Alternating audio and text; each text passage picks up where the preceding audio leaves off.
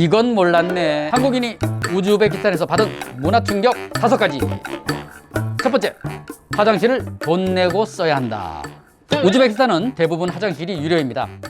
가격은 약 1000숨, 한국 돈으로 100원 정도를 내고 입장해야 하는데요. 보통 입구에 아주머니나 할머니가 지키고 있습니다.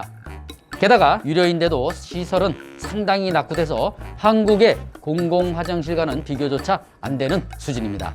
뭐 사용료가 100원밖에 안 되니 우리 입장에서 보면 공짜나 다름없지만 한시가 급할 때 돈을 내라고 나가서는 난감할 수밖에 없죠. 게다가 수도인 타슈켄트를 제외하면 양변기가 잘 보급되지 않아 지방에 가면 후세신 경우도 있어 뜨악 하며 도망쳐 나오는 경우도 있다고 하네요. 두 번째, 한국어를 잘하는 사람이 많다. 이전 영상에서도 설명했듯 우즈베키스탄엔 많은 고려인들이 거주하고 있습니다.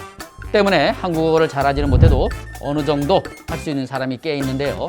특히 타슈켄트에 가면 한국어를 하는 사람을 자주 볼 수 있다고 합니다. 타슈켄트에는 한국 교육원이 있기 때문이죠. 게다가 최근에는 한류 열풍으로 한국어를 배우는 사람이 많아졌다고 합니다. 또한 한국에서 일하다 돌아온 사람들도 꽤 있는데 원활한 대학까지는 아니더라도 의사소통은 가능하다고 하네요. 세 번째, 물가가 생각보다 비싸다. 우즈베키스탄은 물가가 저렴하기로 알려져 있죠. 식료품의 경우 감자가 1kg에 500원, 소고기가 1kg에 8,000원, 쌀이 1kg에 1,500원 정도 하는 등 한국에 비해 꽤나 덜한 편인데요. 하지만 현지 물가를 생각해보면 굉장히 비싸게 느껴질 겁니다. 우즈베키스탄은 평균 월급이 30만 원 정도밖에 안 되기 때문이죠. 게다가 식료품이 저렴하다 뿐이지 공산품의 살인적인 가격을 자랑하는데요. 심지어 한국에서 살 때보다 싼 경우도 많습니다. 공업이 발달하지 못해 대부분 수입을 해야 하는데 하필 이중 내륙 국가인 터라 운송비가 굉장히 비싸기 때문이에요. 현지인의 월급으로 밥솥 하나 사기도 어려운 것이 현 실정이라고 합니다. 당연히 자동차 같은 건 살 엄두도 내지 못하겠죠.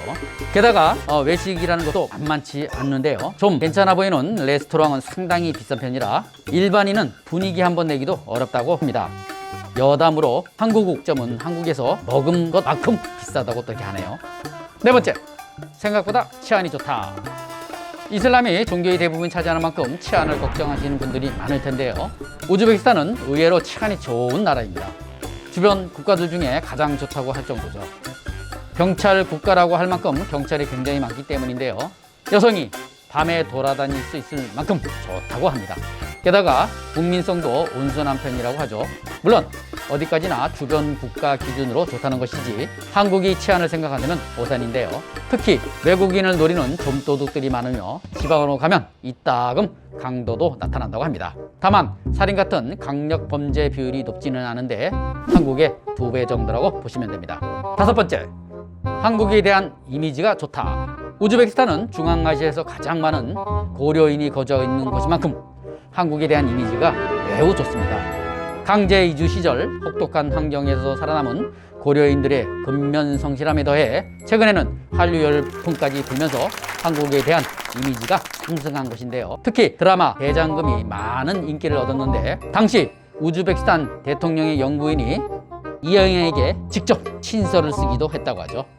수도인 타슈켄트에 이영애를 모델로 한 비빔밥 광고가 걸리기도 했습니다. 또한 문화뿐만 아니라 한국 제품에 대한 인지도가 상당히 높은데 특히 대우 자동차가 국민 자동차로 불리며 팔리고 있다고 합니다. 자동차 10대당 7대 정도가 대우 자동차라고 봐도 될 정도로 하니 우즈베키스탄에서 한국의 인지도가 상당히 높다는 걸 알 수 있겠죠. 자, 이상 한국인이 우즈베키스탄에서 받은 문화 충격 5가지 끝! 지금까지 찰리킴이었습니다. 감사합니다.